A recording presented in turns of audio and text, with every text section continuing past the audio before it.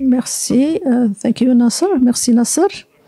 Je voudrais exprimer évidemment toutes mes remerciements pour votre hospitalité et la générosité de votre hospitalité. Donc, je suis très heureux d'être le premier ministre des Affaires étrangères de l'Ukraine à venir visiter le Maroc depuis l'établissement de nos relations diplomatiques il y a 31 ans de ça.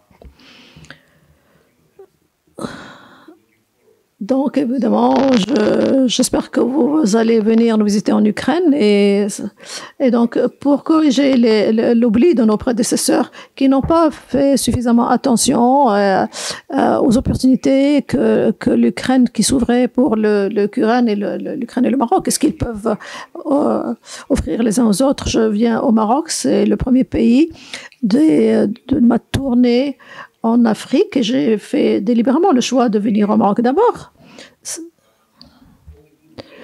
étant donné les très bonnes relations que nous avons et que nous continuons à avoir.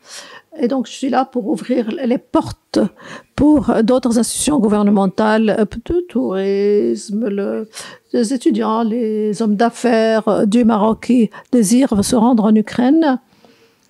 Ils seront les bienvenus et la porte reste ouverte. Et nous sommes prêts à ouvrir d'autres portes entre nos deux pays. Donc, les discussions qu'on a eues aujourd'hui montrent justement notre compréhension mutuelle et le respect que nous avons les uns pour les autres. L'engagement également de renforcer nos relations. Nous avons couvert un certain nombre de problèmes, les relations bilatérales, les problèmes régionaux. On a parlé beaucoup de l'Afrique et nous voyons également qu'il y a un potentiel que le Maroc nous offre en tant que porte vers l'Afrique. Mais d'abord, je voudrais vous remercier et évidemment saluer tous les Marocains qui ont étudié en Ukraine et qui sont revenus au Maroc pour continuer leur vie et qui se rappellent de l'Ukraine et pour qui l'Ukraine est un pays très cher. Je voudrais également rassurer les étudiants et leurs parents dont les enfants étudient en Ukraine et qui ont arrêté leurs études à cause de l'agression russe contre mon pays. Nous ferons tout ce que nous pouvons faire pour régler tous les problèmes relatifs à cette problématique et pour que les étudiants puissent continuer leurs études. Les étudiants marocains ont toujours été bien traités. Nous serons très, très heureux de les ramener en Ukraine.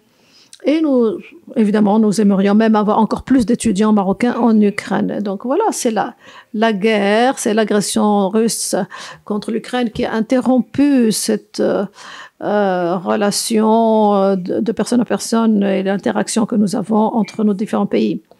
Nous sommes, Mr. Burita et moi-même, nous avons décidé de prendre des étapes très, très spécifiques pour avoir plus de contacts entre nos peuples.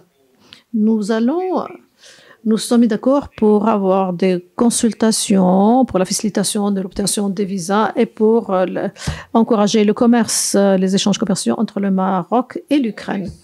Tout ceci donc se passe évidemment dans un contexte de guerre. Et j'aimerais remercier sincèrement le gouvernement marocain et exprimer ma gratitude pour le soutien qu'il nous a manifesté, surtout au niveau de l'Assemblée générale des Nations unies, où le Maroc a voté pour une résolution très, très importante qui vise à restaurer la paix en Ukraine. En effet, nous avons discuté d'un certain nombre de propositions, comme évidemment, il y a beaucoup de propositions, évidemment, pour façon de restaurer la paix en Ukraine. Et je suis d'accord avec mon collègue que toute prolifération de propositions pourrait créer de la confusion, peut-être, et trop de propositions peuvent nuire même au processus de paix. C'est pour ça que l'Ukraine offre à la communauté internationale de se focaliser sur un plan de paix proposé par l'Ukraine, donc qui a été formulé par le président Zelensky et qui est basé sur 10 points, sur la sécurité nucléaire, les problèmes, régler des problèmes qui ont été soulevés par la guerre. Nous sommes d'accord pour travailler sur le Maroc, avec le Maroc là-dessus. Il y a un autre problème sur la sécurité alimentaire, évidemment. C'est un autre problème dont on a parlé. Nous voyons, c'est un problème très, très important. L'Ukraine voudrait continuer à être un garant de la sécurité alimentaire pour tout le monde, y compris l'Afrique. Et disons en passant, on m'a dit que j'ai ramené la pluie au Maroc, et ça c'est très bien évidemment. Je sais que la pluie est très importante pour l'agriculture, et nous ferons de notre mieux pour aider vos fermiers à cultiver et à moissonner. Donc, le problème principal, évidemment, dans tout ça, c'est l'intégrité territoriale. Et pour nous, en Ukraine, l'intégrité territoriale, c'est un concept absolument sacré, sacro-saint. C'est pour ça qu'un des problèmes dont on a discuté avec mon collègue, c'est évidemment le problème de la résolution du conflit au Sahel. Évidemment, c'est très important.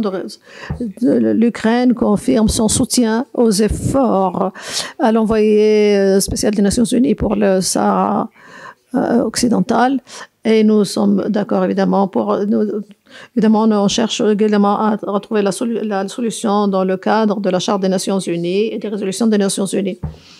Évidemment, le plan d'autonomie proposé par le Maroc, nous pensons, est une base sérieuse pour une résolution du conflit du Sahara.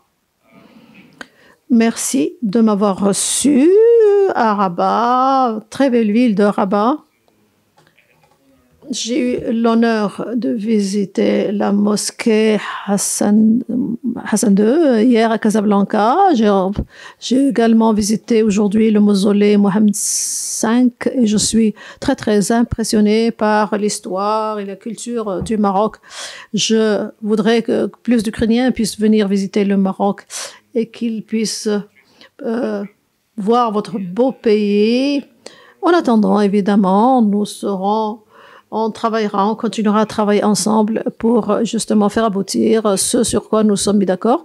J'ai oublié quelque chose de très important. Nous avons signé un protocole d'accord, un mémorandum d'accord entre l'Académie d'Ukraine et l'Académie diplomatique du Maroc. Ça, c'est le futur pour le Maroc. Nos diplomates vont apprendre beaucoup de choses sur les diplomaties et la politique étrangère marocaine et vice-versa concernant nos diplomates en Ukraine. Donc, je vous remercie encore une fois pour votre hospitalité. Je vous souhaite le mieux et un avenir prospère pour le Maroc.